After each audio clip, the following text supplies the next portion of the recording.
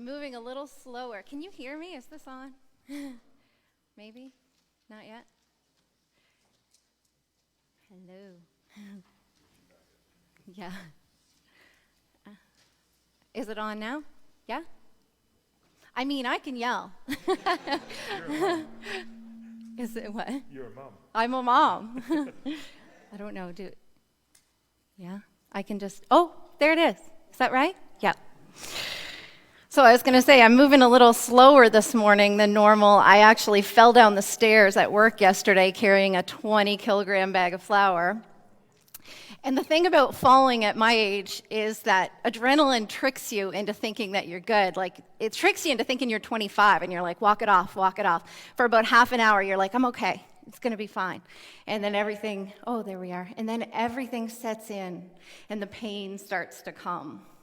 And so I'm in a lot of pain. I'm doing okay right now because of the adrenaline. But I'm in a lot of pain since yesterday, and I woke up in the middle of the night. Of course, my bladder was having an argument with my aching body, and my bladder won, so I had to get up. And I'm making my way back to bed, and I was thinking, you know who would see the silver lining in this? Bob and Betty. They would have something positive to see in this. And if you're on the prayer chain and you get those emails, you'll know what I mean. Like, they are the most positive people, even when they're going through a rough time. And I aspire to be like Bob and Betty. And even dear Judy, you know, she's going through a rough time and she sees something positive. Here's this good in it. And I was thinking about the prayer chain, and I was thinking how it's such a tangible reminder that we are all connected. And what is it that connects us? Most often it's our suffering. You know, you meet someone who has the same pain as you, you're like, oh, we can chat. And I was thinking that's such a beautiful reminder of who we are as people. Often it is our suffering that pulls us together. So let's talk about Jonah today. And last week, Pelham was reminding us, you know, Jonah's not a children's bedtime story, even though it's often told that way. And today I want to talk about a little more about what Jonah is not, because the passage that I have for you today, most of you know it. You know the main parts of the story of, you know, Jonah's on the ship and all the things that happen. But I want to talk about how this is not the story you think it is. Jonah is not a story about what not to do, you know, a morality story, how not to live or how to live.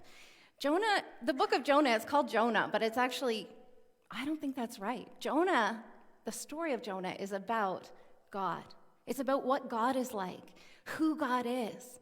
And we're going to find out as we get into the later chapters, and especially chapter 4, that everything we thought Jonah was about is actually just the lead up to the real story. But let's stay where we are in this main section that we all kind of know a little well. But let's learn about how this part of the story is actually teaching us something about what God is like, not about Jonah's failure.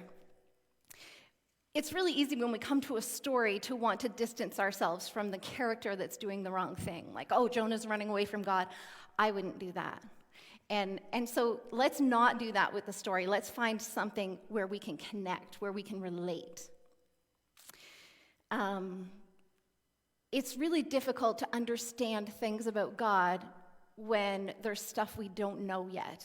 And I think the most important part about this story that we need to remember is that Jonah lived long before Jesus. Jonah lived in a time that didn't understand the concept of loving your enemies. You know, Jesus hadn't yet delivered his famous Sermon on the Mount. And so the idea, the concept of like loving your enemies just didn't even exist. In fact, in Jonah's time, kingdoms swore allegiance only to two groups, to two people. They swore allegiance to either those who overpowered them. All right, you overpowered me, now you're my king, I swear allegiance to you. Or to people who could overpower their enemies. So in Jonah's story, he's going to Nineveh, which was the Assyrians. The Assyrians were very powerful. And they became powerful because they would go to countries and they would try to overpower them. But the countries could say to them, okay, the kingdoms could say to them, okay, don't overpower us. We'll pay tribute. We'll swear allegiance to you, and you protect us from our enemies. And they would have a bit of an agreement. So most of the time, that was how Assyria gained power. That was what people thought allegiance was. Jonah and all the people of that day needed to learn that that's not what God is like. God is not a God who wants us to swear allegiance to him out of fear or because of who he can overpower on our behalf. God doesn't want us to pay tribute to him so that he will work on our behalf, so that he will do for us what we want. That's not the kind of God that God is. But how could they know that? How could they know about that kind of God? There were no other gods or kings or people in prominent places or beings in prominent places that acted this way. How could God teach them what he is like and what he is not like? God's going to use some stories. God's going to put things on display. And I think God still does this today. He gives us object lessons. Okay, you guys think I'm like this, but I'm going to show you that I'm not. So when we look back to what we know about Jonah outside of the book of Jonah, it's literally just a tiny bit. It's in 2 Kings, and Pelham told us about it last week. Jonah was actually sent to prophesy. He was a prophet, and he was sent to prophesy to the king, Jeroboam, who was an evil king. And Jonah was sent to tell him, God's going to bless Israel while you're king. And often that would indicate that Jonah was a false prophet. That's what the false prophets did. They went and told the kings what they wanted to hear. They didn't hold them accountable. Except Jonah had been given this message from God, and God followed through. This is what God did. God blessed Israel, even though it was under an evil king. And this didn't make sense to the people. They were like, this is how God works. If we do good, God blesses us. And if we do evil, God punishes us. That's what they thought. But God turned things upside down in Jonah's day. And Jonah's still grappling with this. He's still remembering this. In fact, the very next 2 verses after we learn about Jonah going to this king, the next 2 verses in 2 Kings, chapter 14, verses 26 and 27, it says, this is why God did that. It tells us why. The Lord had seen how bitterly everyone in Israel, whether slave or free, was suffering. There was no one to help them. And since the Lord had not said he would blot out the name of Israel from under heaven, he saved them by the hand of Jeroboam, the son of Joash. So God had compassion. God saw how bitterly everyone was suffering. And even though they had an evil king and they were doing evil, he had compassion. He felt for them. He felt their pain. They didn't understand, what is this kind of God that feels our pain and has compassion and cares about us and has sympathy? And so Jonah has this understanding. He's starting to grasp it. This is a God who has compassion. But he still doesn't fully understand. I mean, the paradigm, the way things worked in Jonah's world, there was no room for that. So Jonah is a little confused about what this means, because Jonah knows that God's going to act out of compassion. When God came and said to Jonah, go preach to Nineveh, Jonah's like, oh no. Our enemies, the people who are overpowering, they were brutally murdering people. They were a terrible, brutal nation who went in and just killed people in the most evil ways so that they could scare everyone. I mean, that's how you do it. You basically prove to everyone that you're scary, and then people will just move out of your way. So Assyria had really learned how to do this well. And Jonah's like, oh no, God's going to have compassion on these people who are so mean. And Jonah didn't know what to do with this, because in Jonah's world, that kind of compassion meant that God was weak. And so I really think, we can think that Jonah was running away from God because Jonah just didn't want God to have compassion, because Jonah wanted his enemies to suffer. And I think there's a little of that in all of us. But I think there's something deeper going on with Jonah, because I think Jonah knew God well. And Jonah had experienced this already by prophesying to King Jeroboam and witnessing God having compassion on Israel. And now Jonah is fearful that God is going to have compassion on Nineveh.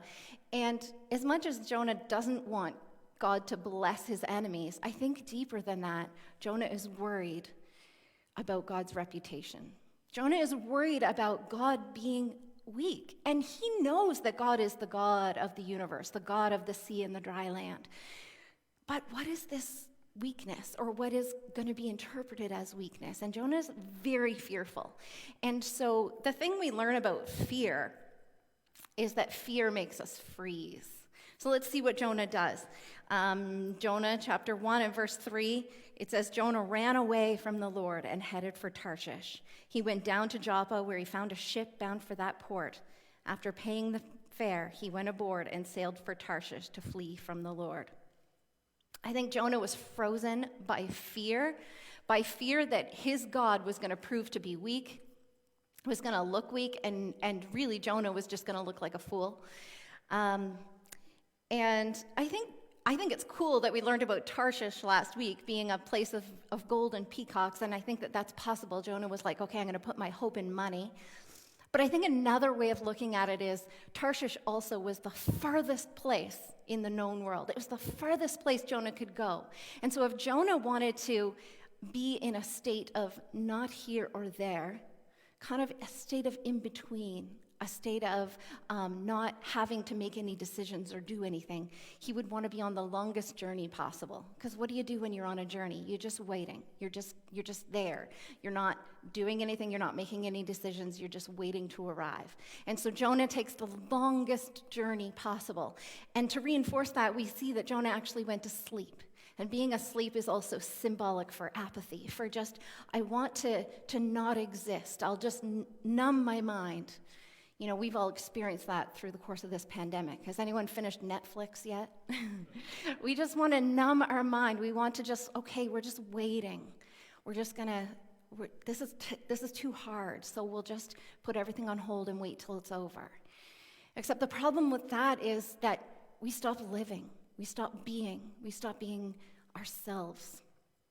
So here's Jonah, and he's on this journey where he's really hoping to never arrive at his destination. He wants to just be in that cocoon. And when we become frozen by fear, when that happens to us, often our rescue from being frozen or apathetic, it doesn't look like a rescue at all. Often it can look like punishment, and it's not punishment. It's a rescue. And I think that Jonah's story, this great storm that comes on the waters, and him being thrown overboard, this is a rescue. This is one of God's greatest rescues, because he's rescuing Jonah from himself. So let's read the next section. It's Jonah chapter 1, verses 4 to 6.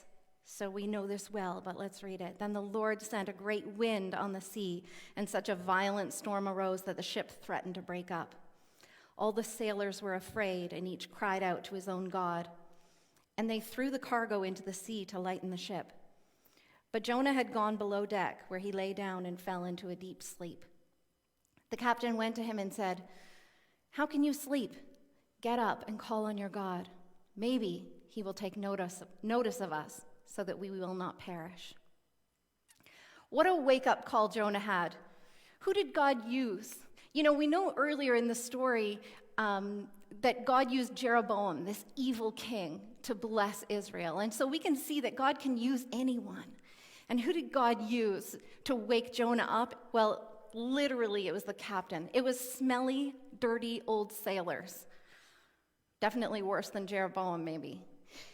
What does our wake-up call look like sometimes? Sometimes our wake-up call looks like what we're not expecting. And sometimes it doesn't look like God waking us up. It's not an angel of light tapping us on the shoulder. Sometimes it's a dirty, smelly old sailor. And can we embrace it when we are being woken up out of our apathy, out of our fear, out of whatever it is that has frozen us in place? You know, fear can be something little, a little, niggling worry.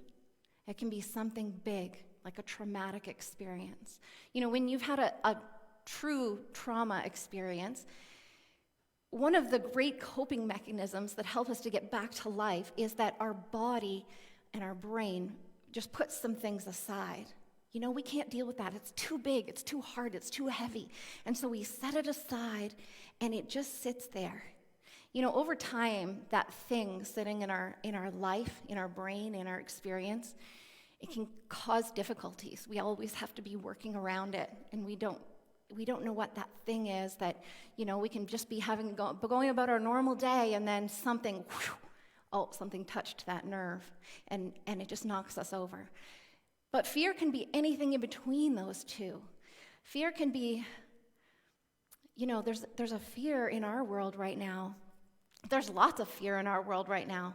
With this war that's happening, with this, this worry, this wonder, okay, if God is all-powerful, and if God is good, how come this is happening? Is God not all-powerful? Or is God not good? Or neither?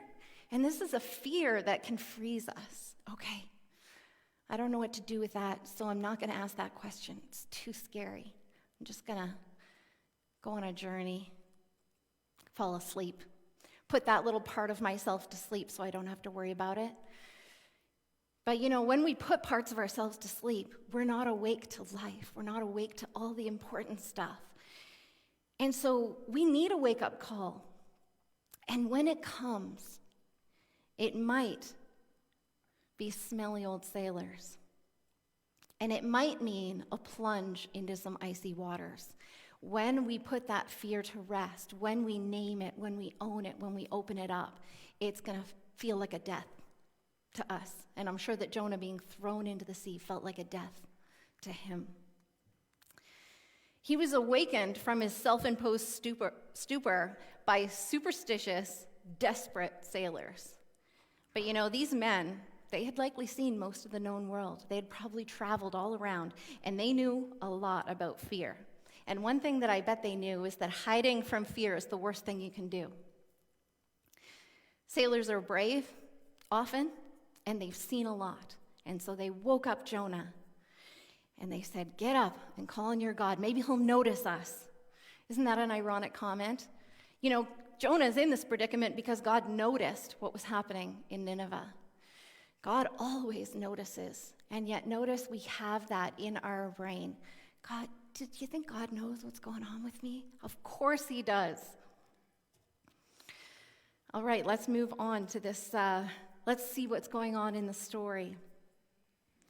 Verses 7 to 10, it says, "The sailors said to each other, 'Come, let us cast lots to find out who is responsible for this calamity.' They cast lots, and the lot fell on Jonah. So they asked him, 'Tell us, who is responsible for making all this trouble for us? What kind of work do you do? Where do you come from? What is your country? From what people are you?' He answered, 'I am a Hebrew, and I worship the Lord, the God of heaven, who made the sea and the dry land.' This terrified them, and they asked, 'What have you done?' They knew he was running away from the Lord because he had already told them so. Here we have Jonah, who we have to remember is a type of Jesus. Jonah, the story of Jonah, is telling us about what God is like, but it's also showing us about Jesus that's to come. Surely there are those who wondered what Jesus had done wrong to deserve the cross. And so here are these sailors, and they say to Jonah, "What did you do? Your God is this angry?"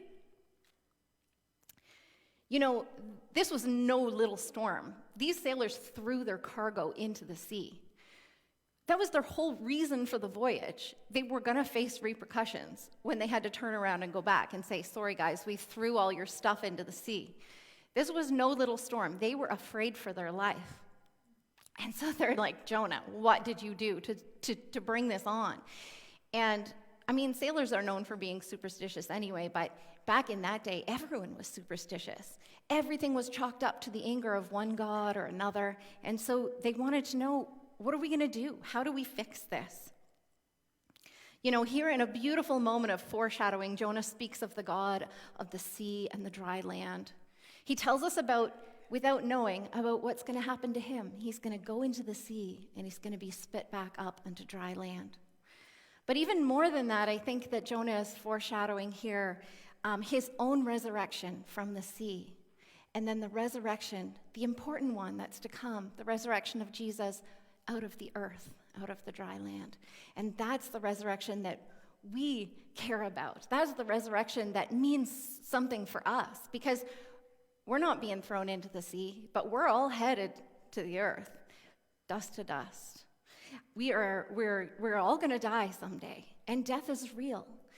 And we live most of our life by putting that out of our head. Of course we do. We can't go around all the time thinking, "Oh no, I'm facing death right this moment." However, those who are facing death and maybe they have a diagnosis and they know that they're going to die soon, they face life with vigor. They embrace life. And I wonder if we could learn from that a little bit and grab onto life and actually live it, knowing that we are going to die, but also knowing that because of this resurrection out of the earth, that is not our ultimate destiny. So, let's see, where am I? So how could we see this power of God without failure or loss? We couldn't see resurrection power if Jesus didn't go into the earth. If Jesus didn't die, we wouldn't know about God's power over death. If God didn't choose to take that path, because surely it was God, Jesus as God, walked steadfastly towards the cross. If he didn't do that, then how could we know? What if God had chosen power over, as Jonah wanted, instead of love? Would we even know that there was a possibility to have power over death? Or would we just believe that we had to overpower death? It's an entirely different thing. I'm going to leave these questions with you to ponder. Take them with you. You know, I think it's interesting that whenever we see someone fail in the Bible, we're tempted to look at their story as a what not to do. But I think that Jesus spectacularly fails in negotiating with the chief priests and with Pilate, and yet it's his greatest triumph. It leads to the cross, and the cross looks like ultimate defeat, but it is not. And it is that lesson that we need to learn. We need to stop being mad at God that he didn't overpower our enemy, whatever that was, whatever that is in the moment. You know, that God didn't keep that thing from happening. I've spent time being mad that God didn't keep things from happening. You know, I've been mad that God didn't weaken the power of the evil that threatened me. We need to stop doing that. God doesn't need to overpower evil. God is powerful enough to reward the undeserving and to forgive the unforgivable. You know, God rewarded the undeserving when he blessed Israel through King Jeroboam. And God forgave, we'll see later in this story that God forgives Nineveh, the unforgivable. God's power over evil is not that he overpowers it. It's that when it overpowers him, true love is displayed. You know, God is triumphant both in victory and defeat, and that is true power. It's true strength. God's power is not for sale to whoever threatens him. You know, when you're the most powerful and you prove it by overpowering everyone, well, then you are just constantly on alert. You constantly have to prove it again and again. Whoever challenges you, you got to go running and prove it. Whereas if you have true power, it doesn't matter. People can threaten you if they want to. And when you experience what looks like defeat, you are actually experiencing opportunity for new life. You know, in the Gospel of John, Jesus speaks to. Sorry, I missed an entire page here, so I'm like all over the place.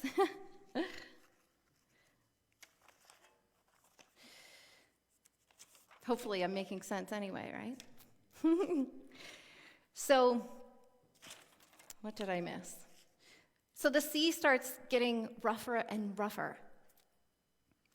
We're gonna jump into that part of the story. Jonah, chapter 1, verses 11 and 12. The sea is getting rougher and rougher, and so the soldiers said to him, "What should we do to you to make the sea calm down for us?"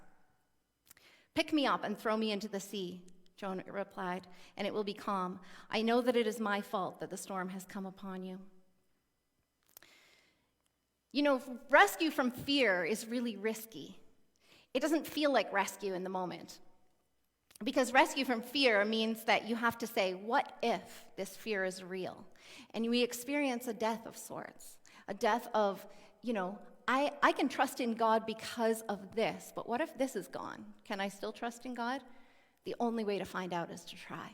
Jonah's only way to know if he could escape this situation was to follow through, was to get thrown into the sea.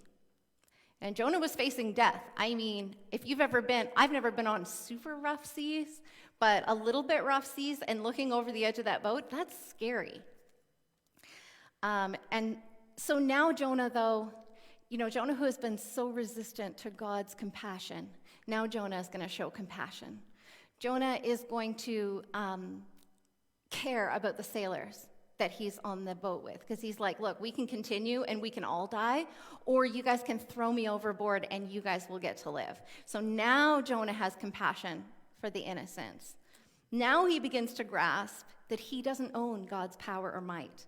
It's not at his disposal. Now Jonah learns that a risky move is better than staying stuck. And I think that those of us who have been stuck, who have felt trapped by fear or apathy or whatever it is that keeps us from actually living our life, it is better. It is, even when it's risky. One more thing that we should notice is that as a type of Christ, as a type of Jesus, Jonah has to go into the sea willingly. We don't have the story where the sailors wrestle Jonah and throw him overboard, and Jonah's resisting. Jonah's like, no, guys, you got to do it. You got to throw me into the sea. Jonah's going willingly. And yet the sailors resist diligently. Let's read about that. Verses 13 to 16, it says, instead, the men did their best to row back to land, but they could not, for the sea grew even wilder than before. Then they cried out to the Lord, please, Lord, do not let us die for taking this man's life. Do not hold us accountable for killing an innocent man. For you, Lord, have done as you pleased. Then they took Jonah and they threw him overboard, and the raging sea grew calm. At this, the men greatly feared the Lord, and they offered a sacrifice to the Lord and made vows to him. Here the sailors show respect and value for Jonah's life that he had not shown for himself. Jonah had been willing to just throw away his agency, his voice, his gift. He had settled for an existence of in-betweens, neither here nor there, neither alive nor dead. The sailors valued his life, even if it was only to protect themselves. They were worried that the gods would take vengeance on them for killing Jonah. But I think the contrast is interesting, that they really tried. They really didn't want. And I think that when we experience fear and when we try to move out of it and take that risky move, often we experience resistance. There's those who care for us who are going to push back and say, no, it's okay, don't do that scary thing, don't do that risky thing. And yet, the risky thing is better than not being alive or dead. The risky thing is better than being just in between, neither here nor there. And so we just need to be prepared to experience that pushback. And these soldiers, they tried so hard to not throw Jonah over. But Jonah was throwing his life away because of fear. It really was. He was afraid of naming. He was afraid of confronting God and saying, God, I think you're weak. I don't like what you're doing. I don't understand it. Of course he didn't understand it. He hadn't learned about it. He hadn't seen it. We have the benefit of being on this side of the cross. We know that Jesus said, love your enemies and pray for those who persecute you. This is something that we've grown up knowing. And yet this was so new. Jonah couldn't understand it. And he was terrified. How much has fear robbed you of your own life, of your own ability to live courageously? Sometimes I need a reminder to live courageously. Sometimes I need a reminder to just not do the thing. In August, we took in these two little kids. I know I've talked about it a lot because it's taking up every moment of my day, but in order to just survive, because life is so busy with two littles, a 2-year-old and a 3-year-old, and complex difficulties and problems, and I work full time, so in order to make that happen, what I found I had fallen into is I just would go through each day. We'd get up in the morning, I had a routine, I would get them dressed and breakfast and then off to daycare, and I would go to work, and when I would get home from work, it would be supper and bedtime stories and baths and, all of that stuff. And on the weekends when I had a little bit more time, it was like, okay, I gotta do all the laundry and get the clothes, and I would set out their outfits for the week so that in the morning I could get through the morning better. And every day was just taken up with just trying to survive. I have been living just kind of in between. Like I have to do all this stuff so that I can do it perfectly, so I can give these kids what they need, and so that I don't fail at being a mom, and so that it took up every moment, and I forgot to actually live in all there. I didn't have time. I didn't have the ability to actually live. And sometimes I need a tangible reminder to wake up. And I'm not suggesting that everyone needs to just go shave their head. But maybe sometimes you need to do something really scary and risky to remind yourself, just live. Don't just follow the rules. Don't just do what you think everyone expects and what you need to do, but actually live. My sister said something to me a couple of weeks ago, and at first I disagreed with her, but now I really agree with her. She said, people always say life is precious. Life isn't precious. And I said, what? Like, of course life is precious. She said, no, you stop living, life goes on without you. You just hide away and just do the next thing and the next thing. Life goes on without you if you stop living. Life isn't precious, you are. So stop hiding away and just living, doing what just the safe thing. The thing that you think, well, nobody's going to question if I do this. No one's going to think I'm a bad person if I just do this thing. But meanwhile, you're killing the true self inside. You're precious. You were created in God's image, and everything that you feel and think, and the ways that you question God, that you think, oh, I can't say that. That will offend God. That's the thing you need to say. That's the thing you need to ask God most. If you push that down and you just live, I'm going to be a good Christian, you know what? You're not really living. You're not really yourself. And we know a lot about this, just pushing ourselves down and hiding and waiting and being like Jonah on the boat. Because we've lived through 2 years of pandemic where we're like, well, when things get back to normal, then I'll start. But after 2 years, what we're starting to realize is things aren't going to go back to normal. We need to start living right now. And we see this in the book of Daniel where they're told, plant gardens, live your life. I think it was Graham that said that some of the resistance in Ukraine, the most beautiful resistance right now against the war, is that people are getting married and they're choosing to do things and to live life in the face of war. And there's something inspiring about that. And when my life is so filled with difficulty, and I still choose to live, and I still choose to run after God in my own heart, in my own ways, not saying, oh, well, I'll wait until this difficulty has passed, but living it right now. And I think that's the way that Bob and Betty inspire me, in the middle of difficulty, saying, well, God is good. I'm just like, wow, I want to live like that. I want to find the good. I want to see it. I want to live it every day, even in the middle of the difficult. I don't want to let fear magnetize parts of my life so that they're just dead weight hanging off me. I want to enliven, to quicken every bit. And after 2 years of the pandemic, I think this is a message that we need. So we come to Jonah at the very end, the last verse we're going to look at in this story, in the last verse of chapter 1, and it says, the Lord provided a huge fish to swallow Jonah, and Jonah was in the belly of the fish 3 days and 3 nights. The Lord didn't provide that fish 1 second too soon. I don't think Jonah and the sailors saw that big fish before they threw Jonah over.